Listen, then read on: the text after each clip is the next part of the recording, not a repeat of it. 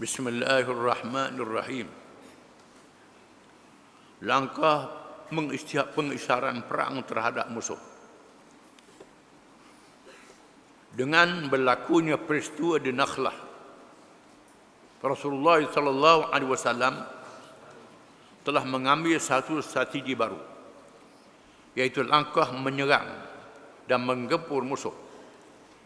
Langkah itu merupakan satu jalan yang paling teguh ke arah mempertahankan diri, kerana telah jelas bukti menunjukkan bahawa orang-orang musyrikin berpadu tenaga dan mencari jalan untuk bertempur secara terbuka dengan orang-orang Islam. Oleh itu, langkah menyekat dan menyerang kabilah Quraisy yang berulang alik dan suku kaum yang bersimpati dengannya merupakan persediaan dalam menempuh cabaran yang lebih besar, terutamanya kepada mereka yang ditugaskan oleh Rasulullah SAW di kalangan muhajirin, di mana dengan berlakunya peristiwa Nakhlah yang kita baca minggu lepas dan mendapat sokongan daripada Allah Subhanahu Wa Taala, walaupun mereka telah melanggar pantang orang Arab, tak boleh berperang pada bulan Rajab, tak boleh berperang, dan mereka telah berperang melanggar pantang. Islam mendahulukan perdamaian, lalu mereka dicemuh oleh orang-orang musyrikin, dan Allah Ta'ala menurunkan ayat yang kita baca minggu lepas, menyokong orang-orang yang beriman yang berperang itu walaupun pada bulan yang diharamkan. Dengan sokongan daripada Allah, maka Nabi telah meningkatkan persediaan untuk berperang.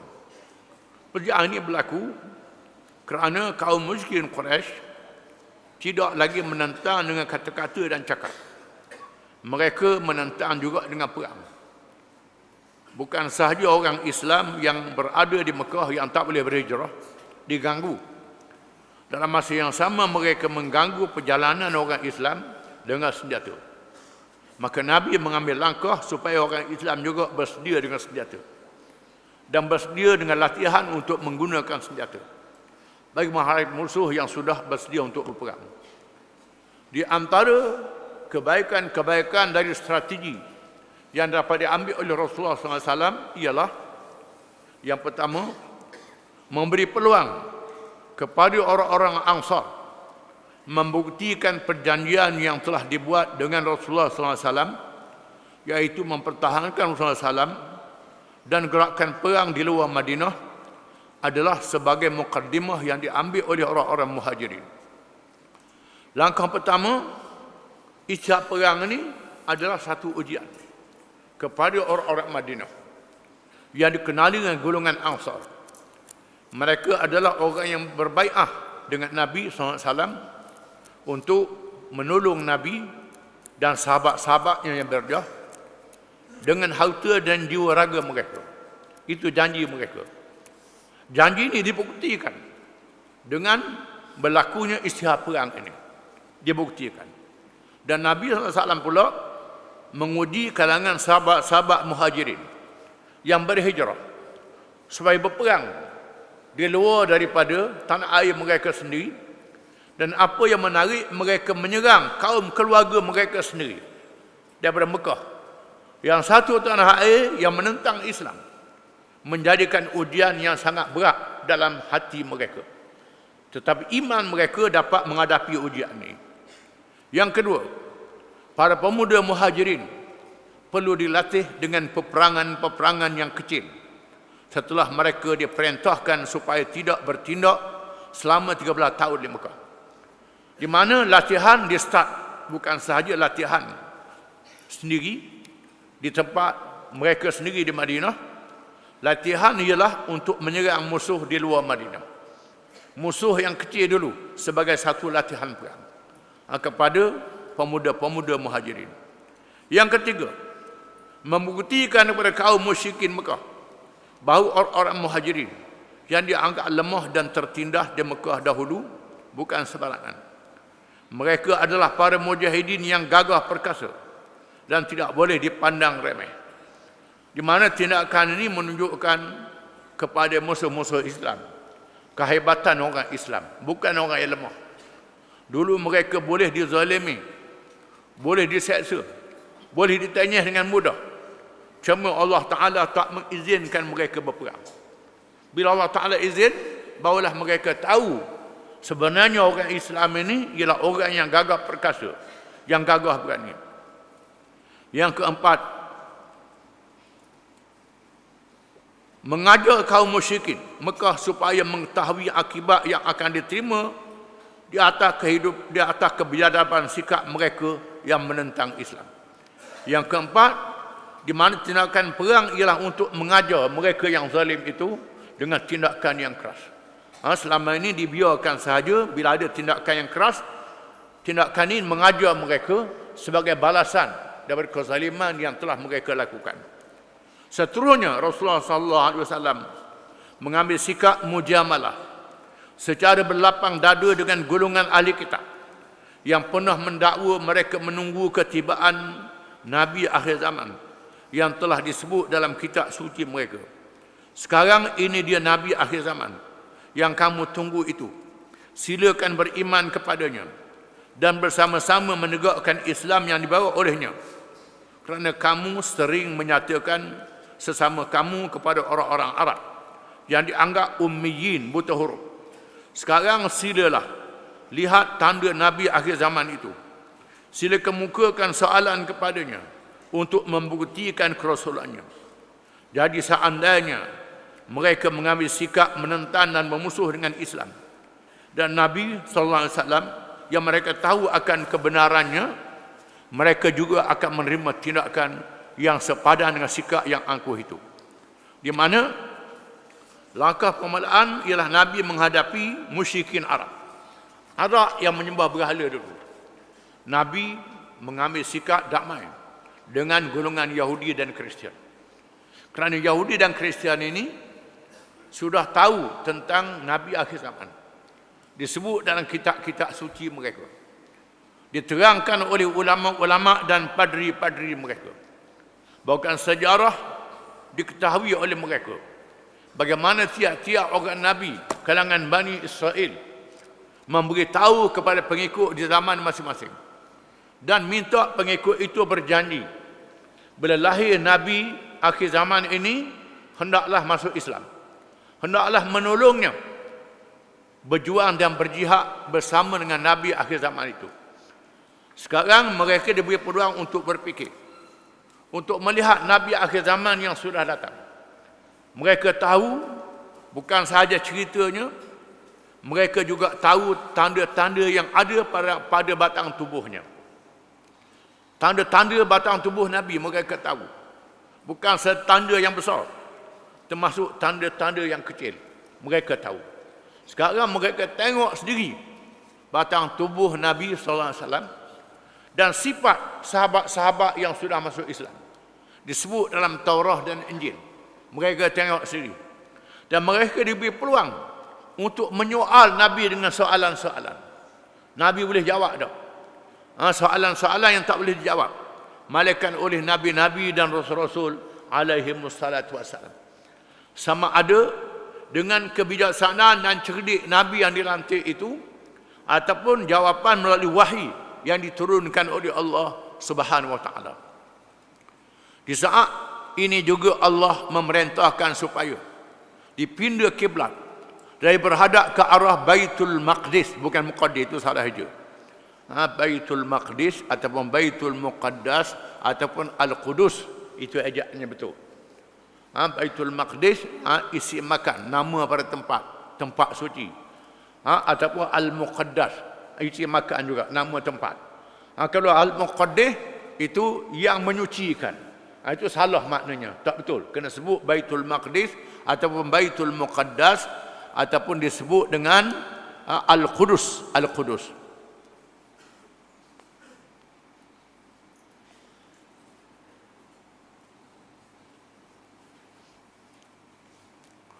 Di saat ini juga Allah memerintah supaya dipindah kiblat.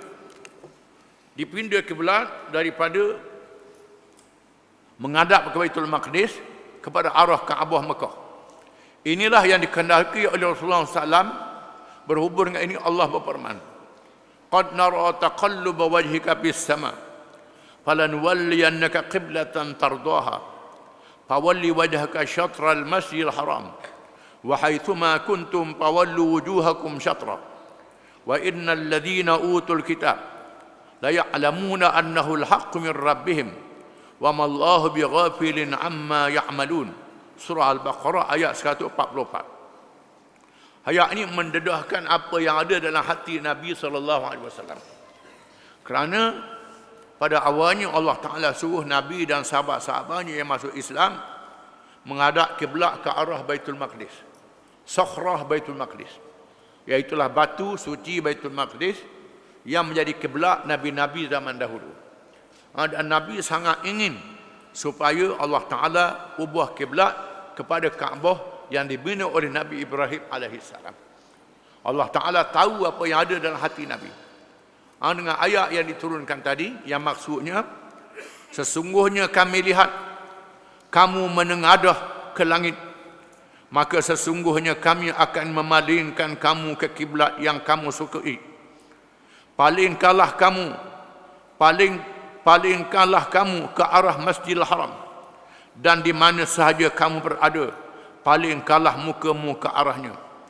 Dan sesungguhnya orang-orang yang diberi kitab, yakni Taurah dan Injil, kepada mereka, yakni Yahudi dan Nasrani, Yahudi dan Kristian, memang mengetahui bahawa itulah yang benar dari Tuhan mereka, dan Allah sekali-kali tidak lalai dari apa yang mereka kerjakan. Ayat ini mendedahkan bahawa perkara ini diketahui oleh orang-orang Yahudi dan Kristian ahli kitab. Dan mereka juga memuliakan Nabi Ibrahim alaihissalam. Kita orang Islam panggil Ibrahim, orang Yahudi panggil Ibrahim, orang Kristian panggil Abraham, orang Hindu panggil Brahma, musyrikin panggil Ibrahim juga. Semuanya memuja Nabi Ibrahim alaihissalam. Ibrahim dianggap sebagai bapa Nabi-Nabi alaihi wassalatu wassalam. Ibrahim diperintah oleh Allah mendirikan Kaabah. Dan Nabi sangat ingin supaya Kaabah yang dibina oleh Ibrahim menjadi kiblat orang Islam. Lalu Allah menurunkan ayat ini. Menjadi ujian juga kepada orang-orang Kristian dan Yahudi yang tahu berkenaan Nabi Ibrahim, yang tahu berkenaan kiblat. Menjadi ujian pada mereka. Perubahan kiblat ini membezakan antara orang-orang Islam dan orang-orang Yahudi. Juga menandakan apa yang tersembunyi dalam hati mereka, dan mendedahkan juga golongan munafik yang berpura-pura. Allah Subhanahu wa Ta'ala mendedahkan cakap-cakap mereka dan menyatakan jawapannya dengan firman-Nya. Bila orang Islam pada mulanya berhadap ke Baitul Maqdis, kemudian berpaling ke arah Kaabah, orang Yahudi tercengang, Kristian tercengang. Namun di sana ada golongan munafik yang mempersenda-sendakan ibadat pattern apa begini. Dulu ada kenung, ni ada sini pula. Berubah-ubah. Ini kerja orang munafik. Buat apa pun dia akan ejek, akan persendakan. Allah menurunkan ayat. Sayaqulu as-sufaha'u minan nas ma wallahum an qiblatihim allati kanu 'alayha. Qul lillahi al-masyriq wal maghrib. Yahdi man yasha'u ila siratin mustaqim. وَكَذَلِكَ جَعَلْنَاكُمْ أُمَّةً وَسَطًا لِتَكُونُوا شُهَدَاءَ عَلَى النَّاسِ وَيَكُونَ الرَّسُولُ عَلَيْكُمْ شَهِيدًا وَمَا جَعَلْنَا الْقِبْلَةَ الَّتِي كُنْتَ عَلَيْهَا إِلَّا لِنَعْلَمَ مَنْ يَتَّبِعُ الرَّسُولَ مِمَّنْ يَنْقَلِبُ عَلَى عَقِبَيْهِ وَإِنْ كَانَتْ لَكَبِيرَةً إِلَّا عَلَى الَّذِينَ هَدَى اللَّهُ وَمَا كَانَ اللَّهُ لِيُضِيعَ إِيمَانَكُمْ إِنَّ اللَّهَ بِالنَّاسِ لَرَءُوفٌ رَحِيمٌ. Surah Al-Baqarah ayat 142 dengan 43. Maksudnya, orang-orang yang kurang akalnya di kalangan manusia akan berkata, Allah Ta'ala orang yang kurang akal, orang bodoh lah. Tuhan namakan mereka orang yang bodoh. Cuma terjemah dengan kurang akal. Kalau kata bodoh marah, kata kurang akal tak apa. Setengahnya begitu, sebut bodoh tak boleh. Dengan bahasa yang lembut, orang-orang yang kurang akal di kalangan manusia akan berkata, apakah yang memalingkan mereka umat Islam dari kiblatnya Baitul Maqdis yang dahulu mereka telah berkiblat kepadanya. Katakanlah wahai Muhammad sallallahu alaihi wasallam, wahai orang Islam, kepunyaan Allah timur dan barat. Dia memberi pimpinan kepada sesiapa yang dikehendakinya ke jalan yang lurus, dan demikian pula kami telah menjadikan kamu umat Islam, umat yang adil dan pilihan, agar kamu menjadi saksi atas perbuatan manusia, dan agar Rasul Muhammad sallallahu alaihi wasallam menjadi saksi atas kamu. Dan kami tidak menjadikan kiblat kamu sekarang, melainkan agar kami mengetahui supaya nyata sesiapa yang mengikut Rasul dan sesiapa yang belot. Dan sesungguhnya pemindahan kiblat itu terasa amat berat kecuali sebagai orang-orang yang telah diberi petunjuk oleh Allah. Dan Allah tidak akan mensia-siakan iman kamu. Sesungguhnya Allah amat pengasih lagi maha penyayang kepada manusia. Ayat ini jawapan daripada Allah Subhanahu wa taala, bahawa menentukan kiblat ni kepunyaan Allah. Kita menghadap kiblat bukan sembah batu, sembah Allah Taala. Kiblat hanyalah hala tuju untuk beribadat saja, bukan sembah batu. Boleh paling ke mana-mana. Kita bukan macam orang Hindu, macam orang Buddha. Diusung kat mana tokong, hadap ke tokong dia. Kita tidak. Usunglah Kaabah mana pun, kita tak menghadap perintah Allah Ta'ala. Allah Ta'ala perintah hadap ke mana? Di mana Kaabah didirikan untuk menjadi tanda hadap yang diperintah oleh Allah. Bukan sembah batu Kaabah itu. Ini kita kena faham. Dan Allah Ta'ala lakukan perintah mengubah Kaabah ini untuk menguji orang-orang yang beriman. Sejauh mana mereka percaya pada Allah dan percaya pada Nabi Muhammad sallallahu alaihi wasallam, untuk menguji orang yang beriman. Ikut saja apa Allah Taala perintah ke arah mana. Allah Taala kita sembah ke arah mana pun sama saja. Allah Taala tak happy dengan kita. Allah Taala tidak kanan, tidak kiri, belakang depan macam kita. Hadap ke mana pun menyembah Allah Taala. Di mana sifatnya yang maha mulia, maha tinggi, tiada bandingan dia tandingan. Allah Taala suruh menghadap kiblat sebagai satu tanda saja. Dan Allah Ta'ala jadikan orang-orang yang beriman adalah umat yang pertengahan. Pertengahan dengan makna dilihat oleh seluruh manusia. Menjadi tanda, menjadi model, contoh sifat yang baik, akhlak yang mulia. Dengan syarat orang Islam berpegang dengan ajaran Islam. Bukan macam learning.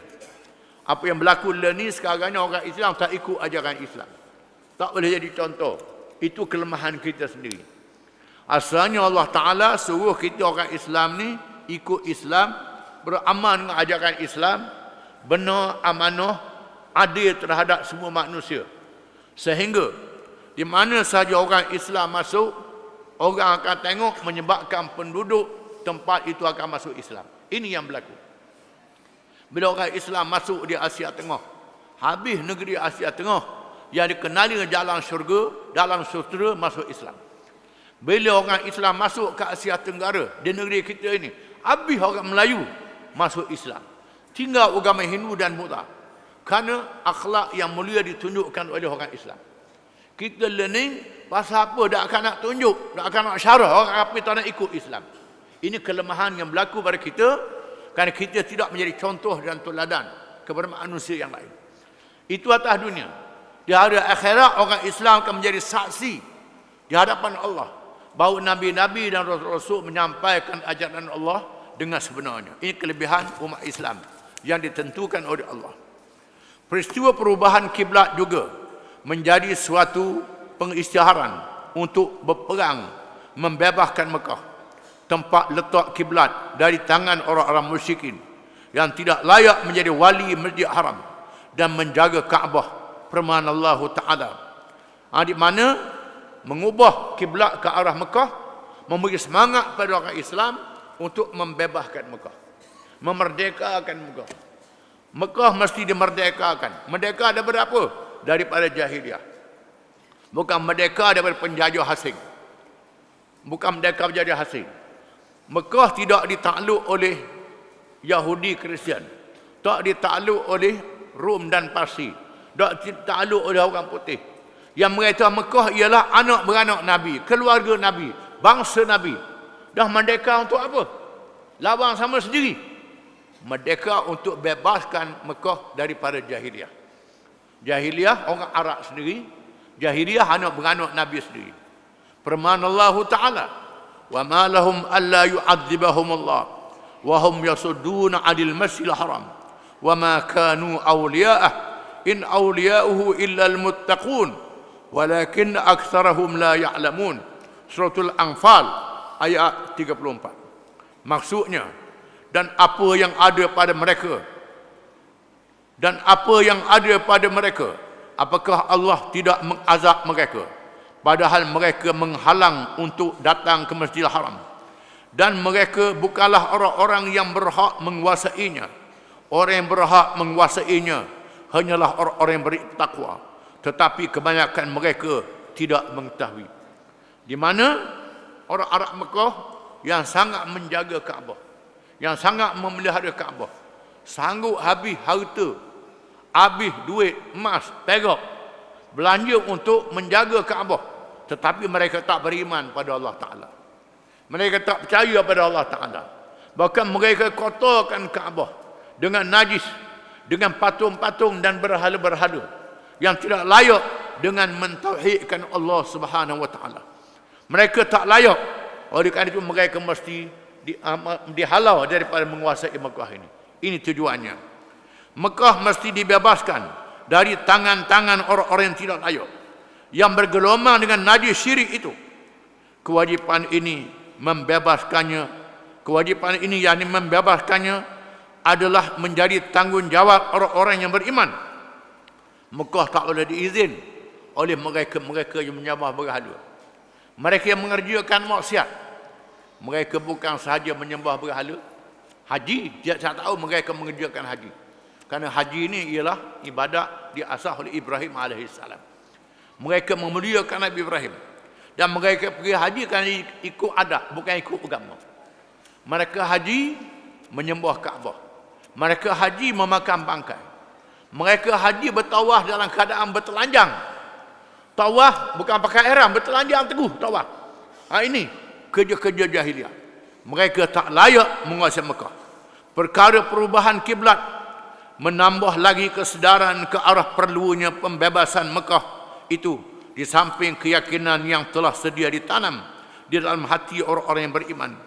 Dan mereka sentiasa menunggu perintah Allah dan Rasulnya sallallahu alaihi wasallam. Apa sekalipun pengorbanan jihad yang diminta. Jumhur ulama, kebanyakan ulama, di antaranya Ibnu Katsir berpendapat bahawa perubahan kiblat itu berlaku pada nisfu Syaban, 18 bulan selepas hijrah, dan menjadi perkara yang sangat mengembirakan Nabi sallallahu alaihi wasallam beserta para sahabat dengan pemindahan kiblat tersebut, di mana perintah Allah supaya mereka berpaling ke arah kiblat sangat mengembirakan sahabat radhiyallahu anhum yang sangat sayang ke Mekah, sangat rindukan Mekah, terpaksa berhijrah. Dan Allah Ta'ala suruh mereka berhadap ke Mekah kerana Kaabah ada di Mekah. Boleh menghilangkan rindu mereka dengan berkat perintah Allah Subhanahu Ta'ala. Dalam masa yang sama, menambahkan semangat mereka untuk berjihad, membebaskan Mekah dengan harta dan jiwa raga mereka. Wallahu a'lam.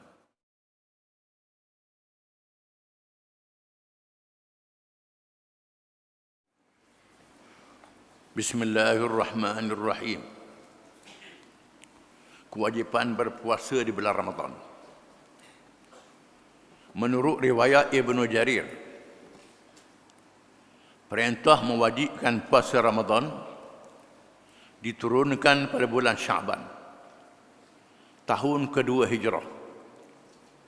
Perintah ini diturunkan setelah umat Islam mempunyai kekuatan akidah, kekuatan kepercayaan pada Allah dan hari akhirat, di mana mereka telah mantap dengan ibadat sembahyang serta sentiasa bersedia menerima perintah Allah dan melaksanakannya. Bila orang Islam sudah menengkar imannya, sudah kuat imannya, bersemayam, Pada tahun yang kedua Hijrah, Allah Ta'ala menurunkan wahyi menyatakan perintah bulan Ramadan, puasa Ramadan. Firman Allah Ta'ala, Ya ayyuhalladzina amanu kutiba alaikumus siyam kama kutiba alal ladzina min qablikum la'allakum tattaqun. Surah Al-Baqarah ayat 183. Hai orang-orang yang beriman, diwajibkan ke atas kamu berpuasa sebagaimana diwajibkan ke atas umat yang terdahulu daripada kamu supaya kamu bertakwa. Ayat ini menyatakan wajib berpuasa. Puasa pernah diwajibkan kepada umat nabi-nabi zaman dahulu, bukan saja pada umat Muhammad sallallahu alaihi wasallam. Ayat yang pertama mengatakan wajib puasa. Tujuan puasa mengajar orang beriman bertakwa pada Allah Ta'ala, ikut perintah Allah Ta'ala, walaupun berlapar, berdahaga, letih. Firman Allah Ta'ala, Syahrul Ramadan alladhi unzila fihi al-Quran hudan linnasi wa bayyinatin minal huda wal furqan faman syahida minkumus syahra falyasum. Bulan Ramadan itu diturunkan padanya Al-Quran yang menjadi petunjuk kepada manusia dan keterangan-keterangan daripada petunjuk, dan yang membezakan di antara hak dan batil, betul dan salah. Maka sesiapa di kalangan kamu yang hadir, yakni berada di tempatnya di bulan itu, maka hendaklah ia berpuasa pada bulan itu. Ayat ini menyatakan puasa yang diwajibkan itu ialah bulan Ramadan. Mengapa Allah Ta'ala pilih bulan Ramadan? Kerana Ramadan ini ada fadilat, ada kelebihannya. Di antara kelebihannya, Allah Ta'ala menurunkan Al-Quranul Karim. Allah Ta'ala perintah supaya malaikat menurunkan Quran dari Lauh Mahfuz ke langit dunia. Ada ulama menyebut Baitul Izzah, ada ulama menyebut Mawaqi'un Nujum.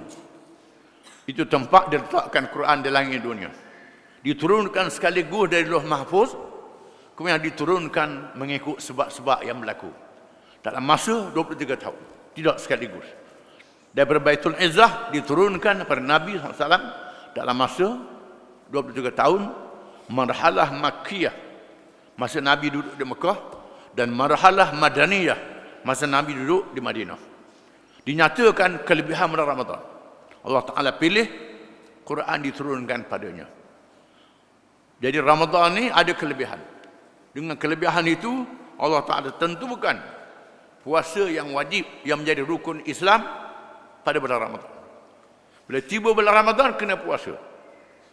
Macam mana nak tahu tiba bulan Ramadan? Dihuraikan oleh hadis-hadis Nabi sallallahu alaihi wasallam. Sumu li ru'yati wa abtiru li ru'yati. Puasa dengan tengok anak bulan, dan hari raya dengan tengok anak bulan. Caranya ialah melihat anak bulan. Kalau tak nampak, sempurnakan 30 hari. Jadi hadis menerangkan Al-Quranul Karim. Hadis-hadis menafsirkan Al-Quranul Karim. Di sini perlunya hadis Nabi SAW. Kalau tidak, kita tak tahu bagaimana nak buat ibadat. Quran ialah menurunkan perintah-perintah yang umum, perintah dasar. Adapun detail dan huraiannya ialah hadis-hadis Nabi SAW. Bila Tuhan kata, puasa ni bermula dengan akhir malam, bermula dengan berakhir dengan akhir siang. Peringkat awalnya ada sahabat-sahabat terpaksa mengintai-intai macam mana nak tahu akhir malam, akhir siang ni. Maka dia jelaskan ialah bila masuk fajar itu awal siang, jatuh matahari itu akhirnya siang. Itu sempadannya. Sekarang pula ada hisab mengikut perhitungan falak, ilmu falak, iaitulah berapa jam, minit yang keberapa, itu dikira. Ini boleh dipakai. Dengan turunnya kedua ayat di atas, bulan Ramadan menjadi waktu berpuasa bagi umat Muhammad sallallahu alaihi wasallam. Sedangkan sebelum ini mereka pernah berpuasa juga, iaitu pada hari ke-10 bulan Muharram. Mereka puasa 10 bulan Muharram sebelum datangnya perintah Ramadan. Hari tersebut merupakan hari di mana Allah menyelamatkan Musa, menyelamatkan manusia, menyelamatkan manusia dari menjadi mangsa Fir'aun. Dan orang-orang Yahudi juga berpuasa pada hari yang sama. Yang ni 10 Muharram ni ialah hari Allah Ta'ala menenggelamkan Fir'aun dan bala tenteranya. Kita beriman pada Nabi Musa AS, mengutuk Fir'aun. Orang Yahudi percaya pada Nabi Musa. Orang Islam pun percaya juga. Ini hari besar. Maka Nabi dan sahabat berpuasa pada hari ini. Kemudian Allah Ta'ala turun perintah sebagai ganti untuk membezakan kita dengan orang Yahudi. Sallallahu alaihi wasallam bersabda, "Nahnu ahaqqu bi Musa minkum." Kami lebih berhak dengan Nabi Musa daripada kamu. Nabi kata pada orang Yahudi di Madinah, kami lebih berhak dengan Nabi Musa daripada kamu. Memanglah kita orang Islam lebih berhak. Orang Yahudi ini kata dia percaya Nabi Musa. Nabi Musa perintah, tak mau ikut Nabi Musa. Menyakiti hati Nabi Musa. Banyak kisah dalam Quran. Mereka menghina Nabi Musa, Nabi Harun. Tapi muliakan sangat. Dalam masa menghina. Kita orang Islam tidak. Tak boleh hina Nabi-Nabi. Hina Nabi-Nabi jadi kafir. Tak boleh. Tapi orang Yahudi biasa je. Hina Nabi-Nabi ini. Bunuh pun ada. Jadi puasa bulan Ramadan yang telah diperdukan oleh Allah Subhanahu Wa Taala dan perubahan arah kiblat merupakan cara yang membezakan antara orang-orang Islam dan ahli kitab. Termasuklah ubah kiblat daripada menghadap ke Baitul Maqdis kepada menghadap ke Makkah Al-Mukarramah. Ianya merupakan langkah ke arah meningkatkan kekuatan rohani, di mana kekuatannya amat penting bagi seseorang Muslim dalam menghadapi cabaran dari luar, dari dalam. Di mana puasa ni adalah cara untuk menguatkan roh kita, hubungan kita dengan Allah Ta'ala.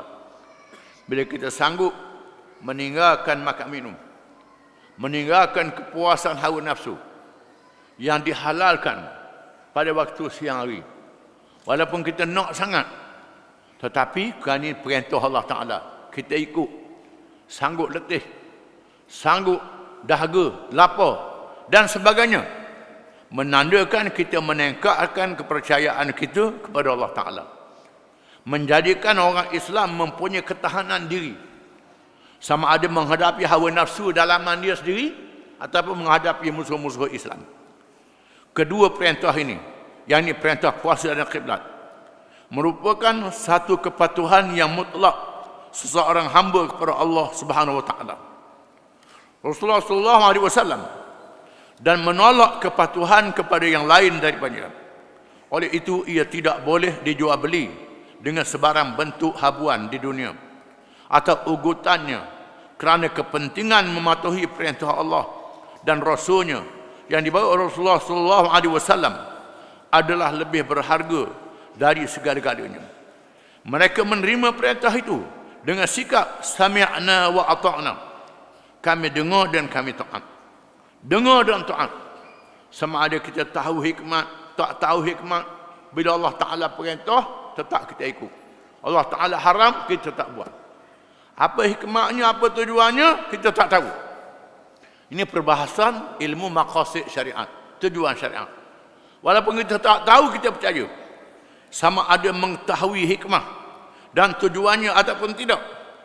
Kerana meyakini bahawa Allah Subhanahu Wa Taala yang memerintah itu maha mengetahui segala yang membawa kebaikan kepada hamba-hambanya.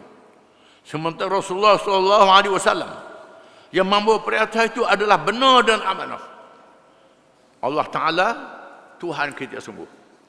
Nabi Muhammad SAW Nabi kita sungguh. Kita percaya benar dan amanahnya. Oleh itu mereka menerima perintah tersebut dengan penuh yakin, tanpa berdetik sedikit pun di hati mereka perasaan ragu, tak ada syak sikit pun, percaya. Tu perintah, kita puasa, kita ikut kiblat bukan kerana baka keturunan ibu bapa buat, kita buat juga.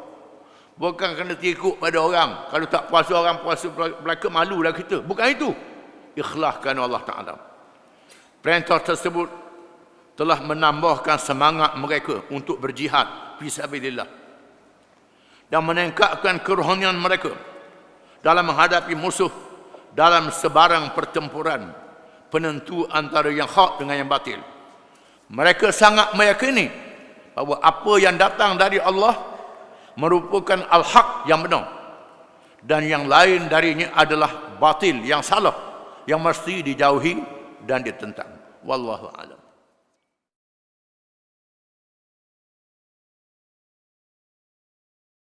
Bismillahirrahmanirrahim. Peperangan Badar. Mengesahkan peperangan Badar. Peperangan besar yang pertama yang berlaku dalam sejarah Islam, berlaku pada tahun yang kedua Hijrah. Seperti yang telah diceritakan dalam gerakan Al-Ushairah, bahawa rombongan perdagangan ke negeri Syam yang diketuai oleh Abu Sufyan bin Harb telah terlepas dari dipintah oleh tentera Islam yang dipimpin sendiri oleh Rasulullah SAW. Bila hampir masa mereka dijangka pulang ke Mekah, Rasulullah SAW telah menugaskan Talhah bin Ubaidillah dan Sa'id bin Zaid. Dua orang ini termasuk dalam sahabat 10. Merupakan wazir, menteri kepada Nabi SAW, sahabat yang besar, yang awal masuk Islam, yang dijanjikan syurga dengan nyata. Talhah bin Ubaidillah dan Sa'id bin Zaid menuju ke arah utara dan mengintip berita kepulangan mereka. Mereka berdua tinggal di Hura sehinggalah mereka mendapati kabilah tersebut dalam perjalanan pulang ke Mekah. Kedua mereka pulang ke Madinah dan melaporkan berita itu kepada Rasulullah SAW. Lalu mereka dapat mengintip dan melihat perjalanan kabilah yang dipimpin oleh Abu Sufyan bin Harb. Kabilah yang diketuai oleh 1000 ekor unta dengan muatan 50,000 dinar emas dan dikawal oleh 40 orang. Jadi seandainya gerakan memintah itu berjaya, bermakna orang-orang Islam akan memperolehi rampasan yang besar serta mendapat kemenangan yang besar dari segi ketenteraan, politik dan ekonomi. Serta seterusnya, ia merupakan pukulan yang hebat kepada masyarakat Quraisy. Ini bukan mengampau. Ini ialah bertindak balas terhadap orang-orang kafir yang merampas harta orang Islam di Mekah. Dirampas harta bukan untuk dirampas, dijadikan ghanimah, rampasan perang yang dihalalkan oleh syariat Islam. Mereka mengandungi 1000 ekor unta, 50,000 dinar emas, dikawal oleh 40 orang. Sabda Rasulullah sallallahu alaihi wasallam, "Hadhihi 'aidu Quraisy, fiha amwaluhum, fakhruju ilaihim, la'allallaha bagi di atas Allah subhanahu wa ta'ala yang palikumuha." Maksudnya, inilah dia pinjaman dari Quraisy. Di dalamnya terdapat harta mereka. Oleh itu, keluarlah kamu menyerang mereka. Mudah-mudahan Allah Subhanahu wa taala akan menjadikan dia harta rampasan untuk kamu. Ini ucapan Nabi sallallahu alaihi wasallam. Dalam operasi ini, Rasulullah sallallahu alaihi wasallam telah mengerahkan anggota pasukan secara sukarela dan terserah kepada mereka sama ada hendak pergi atau tidak. Kerana Rasulullah sallallahu alaihi wasallam sendiri tidak meramalkan akan berlakunya satu peperangan terbuka yang besar dan bersejarah. Oleh itu, ramai di kalangan sahabat tidak menyertai gerakan tersebut.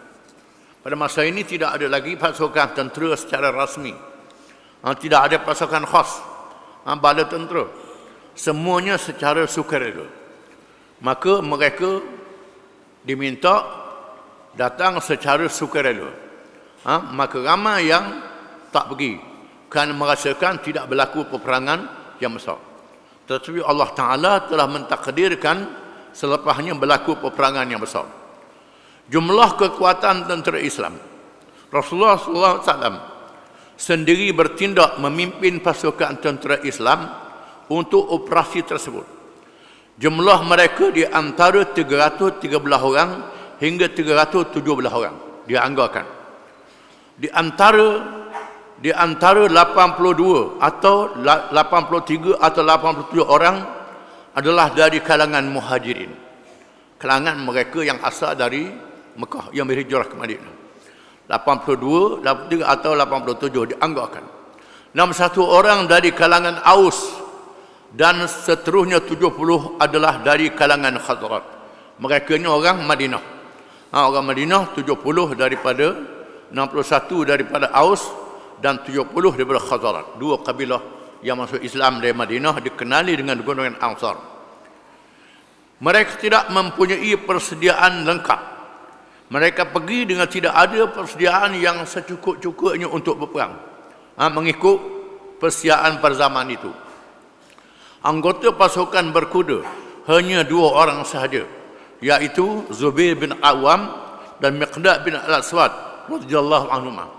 Ada 2 ekor kuda saja, tentera berkuda. Di mana tentera berkuda adalah tentera yang penting di zaman itu. Kerana kuda merupakan binatang yang paling laju, yang deras untuk melancarkan serangan kilat, serangan yang cepat. Zaman sekarang, peranan tentera berkuda ini diambil oleh tentera udara. Zaman sekarang ni. Kuda zaman itu. Lain-lain sahabat menunggang unta yang berjumlah 70 ekor unta sahaja. Bermakna, seekor unta ditunggangi oleh 2 atau 3 orang. Terpaksalah seekor unta dinaiki 2 orang ataupun 3 orang. Kerana jumlah unta 70 ekor. Bala tentera dalam 313. Itu mengikut pendapat yang masyhur. Rasulullah SAW menunggang unta bersama Ali bin Abi Talib dan Al-Mursyid bin Abil Mursyid. Nabi sendiri menunggang unta dengan 2 orang sahabat, iaitu Ali bin Abi Talib, sepupu dan menantunya, dan Al-Mursyid bin Abil Mursyid. 2 orang dengan Nabi naik unta. Rasulullah SAW telah menugaskan Abdullah bin Ummi Maktum menjadi imam, menggantikannya di Madinah. Nabi melantik Abdullah bin Ummi Maktum menjadi imam di masjid Madinah, ganti kerana Nabi pergi ke Badar. Abdullah bin Maktum ini ialah seorang sahabat yang buta, yang menjadi sebab turunnya Abasa wa Tawalla an ja'ahul a'ma. Sebab turun Abasa wa Tawalla. Nabi lantik Abdullah bin Maktum yang buta menjadi imam. Apabila sampai di Rawha, beliau telah memerintahkan Abu Lubabah bin Abdul Munzir supaya pulang ke Madinah untuk mentarbih segala urusannya. Bila sampai Rawha, Nabi hantar Abu Lubabah bin Abdul Munzir balik ke Madinah untuk mengendalikan pentadbiran. Kerana Abdullah bin Maktum mestinya jadi imam saja. Dia seorang yang buta, yang uzur. Jadi nak tadbir mestilah seorang yang celik, yang segar. Maka Nabi suruh Abu Lubabah bin Abdul Munzir pulang ke Madinah untuk mentadbir. Setelah itu, pasukan tentera Islam bergerak dengan satu penyusunan yang rapi. Bendera besarnya yang berwarna putih telah dipegang oleh Mus'ab bin Umair. Bendera besar, ada bendera. Bendera besar. Dibawa oleh Mus'ab bin Umair radhiyallahu anhu. Manakala pasukan Ansar yang membawa bendera berwarna hitam telah dipegang oleh Sa'ad bin Ubadah, pemimpin Ansar. 2 orang anggota berkuda dijadikan pemimpin pasukan dengan Az-Zubair bin Awam di sayap kanan dan Miqdad bin Al-Aswad di sayap kiri. Pasukan yang berada di belakang dipimpin oleh Qais bin Sa'sa'ah, dan Rasulullah SAW dia sendiri telah menjadi panglima tertinggi. Nabi menjadi panglima tertinggi di samping ketua-ketua pasukan yang nama disebut tadi. Di sini Allah Ta'ala menunjukkan kebijaksanaan Nabi SAW, bukan sahaja jadi imam semayang, termasuk jadi imam perang. Imam perang, pemimpin jeneral, pemimpin yang paling tinggi kepada tentera untuk berperang. Nabi mengatur pasukan tentera dengan begitu rupa. Bergerak menuju Badar. Bala tentera Islam telah bergerak menuju ke Badar. Apabila sampai di situ, tempat bernama As-Safra, Rasulullah SAW telah mengarahkan dua orang sahabat, yaitu Bisbis bin Umar Al-Juhani dan Adi bin Abi Raghba Al-Juhani, untuk mengintip pergerakan kabilah Quraisy yang menjadi sasaran kepada tentera Islam. Nabi menghantar pengintip, pengintip untuk meninjau dua orang sahabat.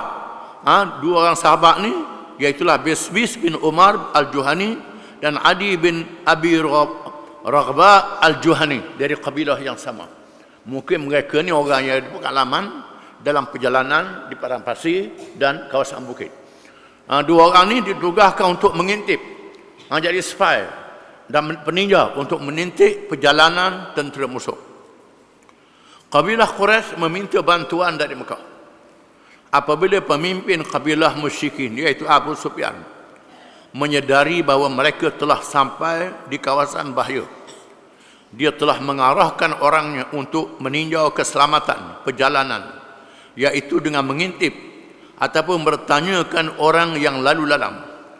Akhirnya mereka mendapat berita tentang gerakan memintas yang dilakukan oleh tentera Islam. Tiba-tiba Abu Sufyan mendapat maklumat melalui pengintip dia ada pengintip juga. Kerana kawasan Madinah ni kawasan bahaya perjalanan. Dia dapat maklumat bahawa orang Islam sudah keluar dengan badan tentera yang jumlahnya beratus-ratus orang. Abu Sufyan telah mengupah seorang badui dari Bani Ghifar bernama Damdam bin Amr Al-Ghifari supaya menyampaikan berita ke Mekah dan meminta bantuan bagi menyelamatkan kabilah dan harta bendanya serta mengubah arah dari perjalanan biasa. Bila Abu Sufyan tahu bahawa dia akan dipintas, Abu Sufyan menghantar utusan ke Mekah meminta bantuan. Abu Sufyan telah mengalih perjalanannya, tak lalu jalan biasa, jalan yang lain. Selamat. Damdam yang tugas telah segera pergi ke Mekah. Apabila sampai di Mekah, dia telah memotong hidung untanya, memusingkannya dan mengoyak bajunya untuk menarik perhatian penduduk Mekah. Buat tunjuk perasaan, simbolik. Kerak hidung itu, koyak pakaian, dan secara tidak langsung menyatakan betapa pentingnya berita yang hendak disampaikan. Dia melaungkan pada orang ramai, wahai kaum Quraisy, bahaya, bahaya, bahaya akan menimpa harta benda kamu bersama Abu Sufyan. Muhammad dan pengikutnya sedang memintas kamu mesti pergi tolong, kata dia. Minta penduduk Mekah hantar pertolongan. Apabila mendengar laungan oleh Damdam, orang ramai telah berkumpul dengan bersemangat. Ada di antara mereka telah berkata, adakah Muhammad ini dan pengikut-pengikutnya menyangka bahawa mereka boleh lakukan dengan mudah seperti yang dilakukan kepada kabilah Banu Al-Hadrami? Demi Allah, tidak sekali-kali kali ini tahulah dia. Menyebabkan penduduk Mekah bersemangat, penduduk Mekah yang kafir musyrikin bersemangat untuk berperang. Kaum Quraisy masing-masing bersemangat untuk pergi, dan yang tidak pergi telah menggantikan tempat dengan orang lain. Kesemua pemimpin besar musyrikin turut serta dalam pasukan perang tersebut kecuali Abu Lahab. Abu Lahab tak ikut. Beliau telah menggantikan tempatnya dengan Al-As bin Hisham bin Mughirah yang muflis kerana berhutang dengan Abu Lahab. Dia suruh orang yang berhutang dengan dia Tak boleh nak bayar hutang. Gantimu lah, pergi. Gantimu, tak bayar hutang, tak apa. Abu Lahab menyuruh dia menggantikan tempatnya dengan jaminan membebaskan hutangnya. Semua suku kaum Quraisy telah menyertai, bukan menyertai pasukan yang besar, kecuali suku Bani Adi, di mana tidak seorang pun kalangan mereka keluar. Ada juga kabilah Arab Mekah yang tak ikut serta, walaupun ada setuju dengan Islam tapi tak setuju dengan perang. Kabilah ni tak pergi. Kabilah Bani Adi tak pergi. Tak ada seorang pun kalangan mereka pergi.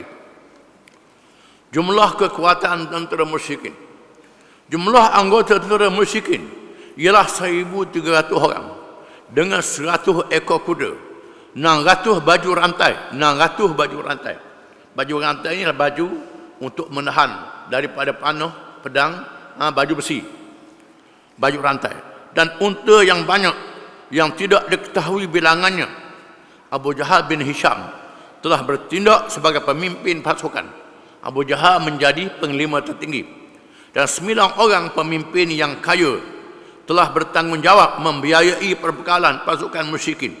Setiap hari mereka menyembelih antara 9 atau 10 ekor unta sehari, sembelih unta yang binatang besar untuk mencukupkan makanan bagi bala tentera.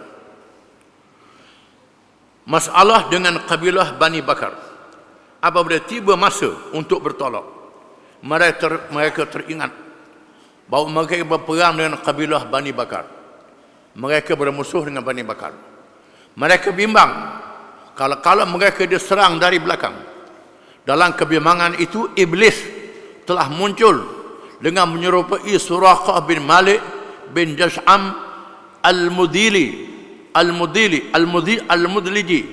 untuk yaitu pemimpin Bani Kinanah, di mana dia telah memberi jaminan bahawa tidak ada serangan akan berlaku. Iblis muncul. Iblis ni ialah jin kafir, makhluk gaib yang boleh bertasyakul. Iblis ni ketua syaitan, jin, terus mengepulkan diri dia dengan pemimpin kabilah Arab, memberi jaminan bahawa Bani Bakar tidak serang dari belakang. Dengan jaminan tersebut, pasukan Quraisy telah bertolak dengan penuh bangga dan sombong, seperti yang dinyatakan di dalam firman Allah Ta'ala, وَلَا تَكُونُوا كَالَّذِينَ خَرَجُوا مِنْ دِيَارِهِمْ بطرا ورئاء الناس ويصدون عن سبيل الله والله بما يعملون محيط وإذ زين لهم الشيطان أعمالهم وقال لا غالب لكم اليوم من الناس وإني جار لكم. Allah menurunkan ayat. Ayat ni dia bawa malaikat Jibril, dibaca oleh Nabi SAW, Suratul Anfal ayat 47 hingga 48. Maksudnya, janganlah kamu menjadi seperti orang-orang yang keluar dari negeri mereka dengan rasa angkuh dan bermaksud riak untuk menunjuk-nunjuk kepada manusia serta menghalang orang dari jalan Allah, dan padahal Allah meliputi ilmunya terhadap apa yang mereka kerjakan. Dan ingatlah ketika syaitan, Allah tak dedahkan syaitan, ingatlah ketika syaitan menjadikan mereka nampak baik amalan jahat mereka dan berkata, tidak seorang pun manusia yang dapat menang terhadap kamu pada hari ini, dan saya ini adalah pelindung kamu, kata syaitan. Syaitan beri semangat kepada Abu Jahal dan pengikut-pengikutnya. Mereka bertolak dengan cepat menuju ke utara melalui lembah Asfad, Qadid, Juhfah, dan terus menuju ke Badar. Kabilah musyrikin dapat melepaskan diri. Abu Sufyan mendapat maklumat mengenai perjalanan tentera Islam dari seorang yang bernama Majdi bin Amr al-Juhani. Di samping terjumpanya biji-biji tamar Madinah, dia telah mengambil jalan supaya tidak bertemu dengan bala tentera Islam. Abu Sufyan telah mengambil langkah jalan yang lain.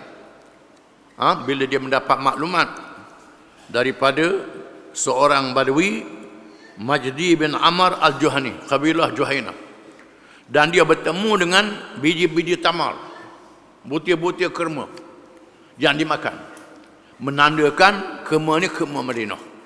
Sampai begitu sekali teliti maklumatnya. Abu Sufyan memilih jalan lain, iaitu mengambil jalan pantai, dan telah menyelamatkan diri dari pintasan tentera Islam. Setelah itu Abu Sufyan telah mengirim utusan kepada Abu Jahal, memberitakan bahawa mereka telah dapat menyelamatkan kabilah dan harta benda. Abu Sufyan hantar utusan kepada Abu Jahal, kami dah selamat, baliklah, selamat dah, tak perlu lagi. Antara lain beliau menyatakan, oleh kerana kedatangan kamu adalah untuk menyelamatkan kabilah, dan Allah, sebut nama Allah juga, dan Allah telah menyelamatkannya, maka pulanglah kamu semula ke Mekah. Abu Sufyan menasihatkan Abu Jahal supaya tarik balik tentera dan balik ke Mekah, kerana mereka sudah selamat. Abu Jahal dengan sombongnya telah berkata, demi Allah, tidak mahu pulang sekarang sehingga kita sampai di Badar. Kita berpesta di sana selama 3 hari. Kita sembelih unta, minum arak, dan menyanyi sehingga seluruh bangsa Arab mengetahui perhimpunan kita dan kedatangan kita. Maka kehebatan kita terus menerus dapat dilihat oleh mereka. Abu Jahal dengan sombong, dengan megah, nak mengadakan pesta di Badar, tak berpulang lagi. Nak meraya di situ, minum arak di situ, menyanyi di situ. Tujuannya nak tunjuk kepada bangsa Arab bahawa mereka ada kekuatan.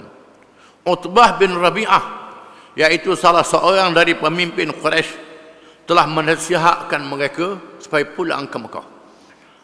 Di mana Utbah bin Rabi'ah, pemimpin kafir juga, berpendapat bahawa mereka perlu pulang ke Mekah.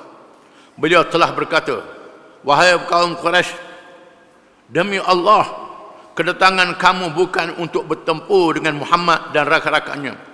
Demi Allah, kalau berlaku pertempuran, maka berlakulah perkara yang tidak diingini.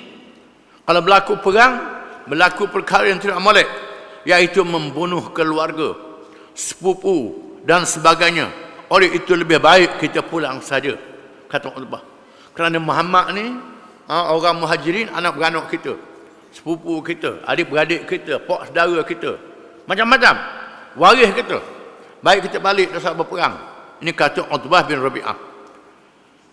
Bani Zuhrah di bawah pimpinan Al-Akhnas bin Syariq yang berjumlah lebih kurang 300 orang mengambil tindakan untuk pulang tanpa menghairarkan arahan Abu Jahal. Ada juga yang lari balik. Lari balik ialah kabilah Zuhrah. Pemimpin dia Al-Khanas bin Syariq menarik balik 300 orang. Mereka tidak terlibat dalam peristiwa Badar. Bani Hashim, iaitu kalangan keluarga yang paling hampir dengan Nabi SAW, telah dipaksa oleh Abu Jahal dengan sekerah-kerahnya untuk meneruskan perjalanan ke Badar. Bani Hashim ialah keluarga Nabi, anak beranak Nabi, pak saudara Nabi Abbas ada dalam tu, sepupu Nabi, anak Abu Talib ada dalam tu, ada sama. Mereka diarah oleh Abu Jahal secara paksa. Kamu kena ikut, bukti kamu ni dah ikut Muhammad. Mereka dipaksa ikut Abu Jahal. Itu kedudukan tentera musyrikin, tentera musuh pada hari peperangan Badar.